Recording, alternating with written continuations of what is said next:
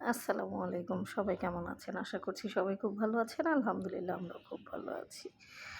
আমার নতুন একটা ব্লগে আপনাদের সকলকে স্বাগতম।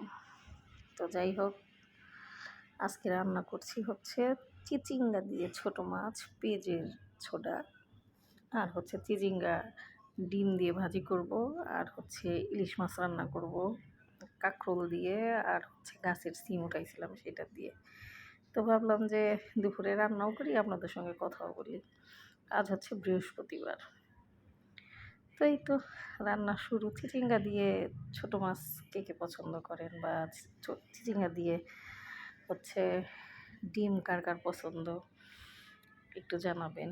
আর আজকে দুপুরে কার বাসায় কী রান্না হচ্ছে অবশ্যই একটু জানাবেন। তো আমার ব্লগগুলো কেমন লাগে সেটাও একটু জানাবেন। যদি ভালো লাগে একটা লাইক কমেন্ট শেয়ার করবেন। এই তো হলো অবস্থা। চিচিঙ্গা আমার কাছে কেমন জানি একটু খেতে অন্যরকম লাগে, মানে অতটা ভালো না। আমার কাছে ধুন্দুলটা মজা লাগে। তো ধুন্দুলের মতোই, কিন্তু স্বাদটা একটু ভিন্ন। তো যাই হোক, এই তো রান্না বান্না করি। আর যারা মালয়েশিয়াতে আছেন তারা অবশ্যই একটু সাবধানে থাকবেন, কারণ মালয়েশিয়াতে এখন তো প্রচুর পরিমাণে অপারেশন চলতেছে। কালকে হচ্ছে সারা মালয়েশিয়াতে একযোগে অপারেশন দিছে প্রায় 600টা জায়গায়। আর হচ্ছে 16টা জায়গা হচ্ছে মালয়েশিয়া, সেলেঙ্গর, শাহ আলম, এইটুকের মধ্যে হচ্ছে 16টা জায়গায়। আর যে অন্য অন্য রাজ্যগুলো আছে ওইখানে সব মিলে হচ্ছে 600টা জায়গায় কালকে অপারেশন দিছে। তো যারা মানে কাগজপাতি নাই বা অবৈধ আছেন তারা অবশ্যই সাবধানে থাকবেন। নিজ নিজ দায়িত্বে সাবধানে থাকাটা আসলে খুবই প্রয়োজন। আর হচ্ছে যাদের কাগজ আছে তারাও সাবধানে থাকবেন।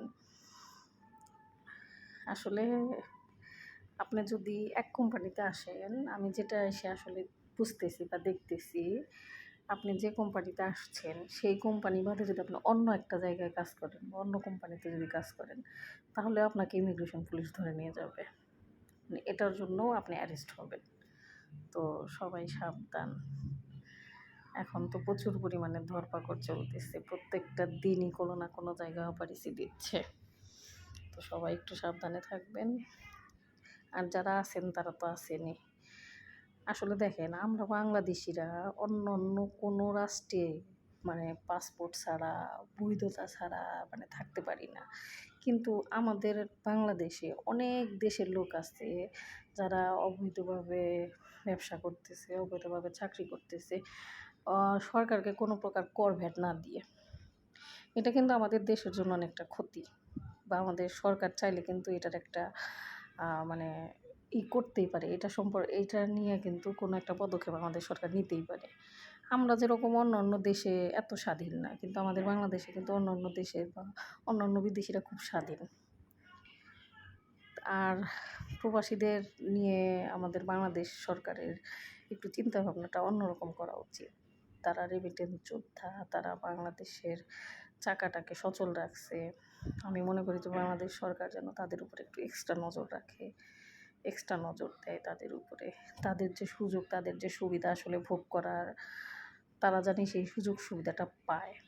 এটা মানে আমার বাংলাদেশ সরকারের কাছে, আমার যদি এই ভিডিওটা কোনো সরকারি কর্মকর্তা দেখে থাকেন অবশ্যই এই জিনিসগুলো একটু মাথায় রাখবেন। আর এইখানে আমাদের যে অবৈধ প্রবাসী, বেশিরভাগই অবৈধ হয়েছে হচ্ছে আপনার 23 সালে যারা কলিংয়ে এসেছে তারা। কারণ দেখা যায় যে তারা অনেকেই আসছে লাস্টের দিকে এসে হচ্ছে কোম্পানি পায় নাই, বা যে কোম্পানিতে আসছে সেই কোম্পানিতে কাজ নাই, মানে এদিকে সেদিকে হয়তো অনেকভাবে অবৈধ হয়ে গেছে। তো তাদের দিকটা আসলে বিবেচনা করা উচিত আমাদের সরকারের। তো যাই হোক, সবাই একটু সাবধানে থাকবেন, নিজের খেয়াল রাখবেন।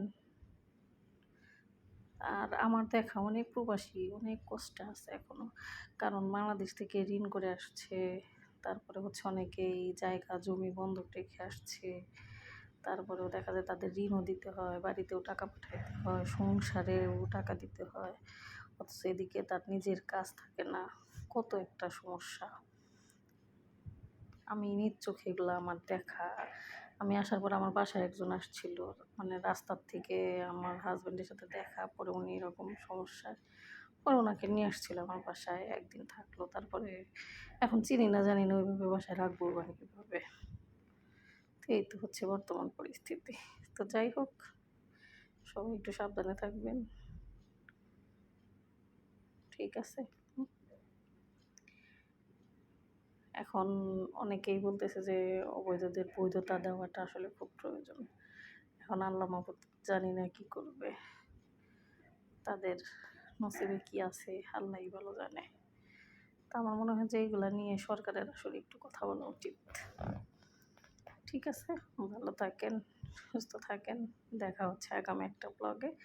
আর আমার ব্লগগুলো যদি ভালো লাগে অবশ্যই একটা লাইক কমেন্ট করবেন। আমার একটা ইউটিউব চ্যানেল আছে, অবশ্যই সেটাতে সবাই একটু সাবস্ক্রাইব করে দিবেন। আমি আমার ইউটিউব চ্যানেলের নামটা বলে দেবো। ঠিক আছে, আল্লাহ হাফেজ।